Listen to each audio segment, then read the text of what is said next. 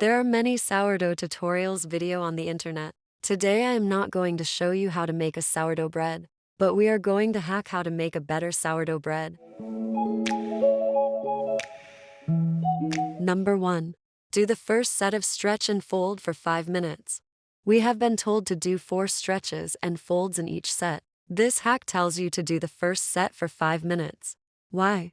Because the first set is crucial for strong gluten development. Try this, and you will see the difference in your sourdough bread. Actually, you can feel it right away as you mix it, that it makes a huge difference. Number 2. Use 150 grams of starter to 500 grams of flour.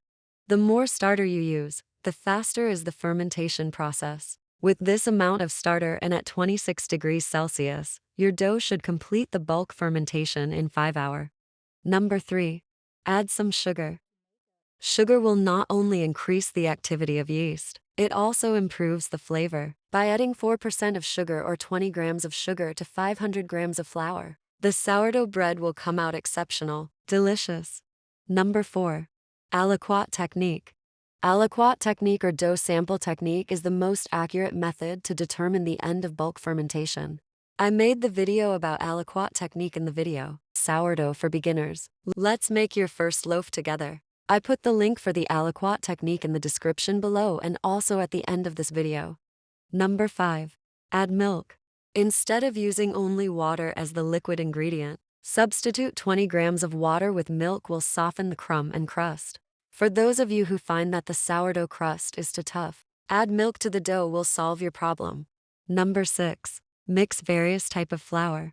You can add 10% of whole wheat, rye flour or spelt to improve the flavor and texture of your sourdough bread without having any effect to the dough fermentation process. Number 7. Use the starter when it starts to go flat.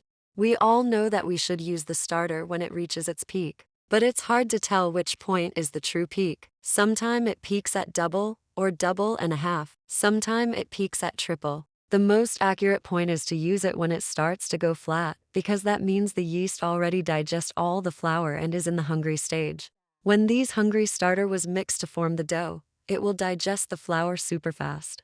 Number 8. Spray the dough with water.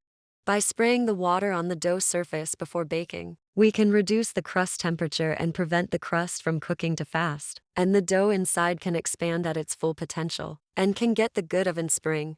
Number 9. Start your starter from 20 grams. You should start culture your starter at a very small amount, because in the first 2 weeks you have to discard half of it in each feeding. I started with only 10 grams of water and 10 grams of flour, and did not discard on the second day. I only added more water and flour, and started discarding on the third feeding. Why throw away massive of flour when the result is the same? Using the small narrow vessel will make us see the activity in the jar much clearer. Once your starter has been established, you can increase the amount of flour and water and feed until you get the amount of starter that the recipe calls for.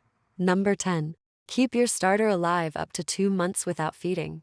If you have to be away from home for weeks or longer, or you want to take a break from sourdough, there is a way to keep your starter healthy without feeding for a long period. Feed the starter at 1:1 ratio. Mix until it forms a firm dough. Add 2 tablespoons of flour and shake until the dough was well covered with flour. Put it in the fridge and you can take a vacation without having to worry about your baby. When you're ready to use it, just add water and mix until it return close to its normal consistency. Give it another regular feed and it will come back healthy and ready to make a sourdough bread again. These are 10 useful, practical hacks that can save you time and energy. I hope these tricks would be useful to you. Please subscribe to my channel so that you will not be miss out when I post my new video about sourdough and other delicious baking. Coming up next, call, and I will make the carrot cake, which is one of my favorite desserts.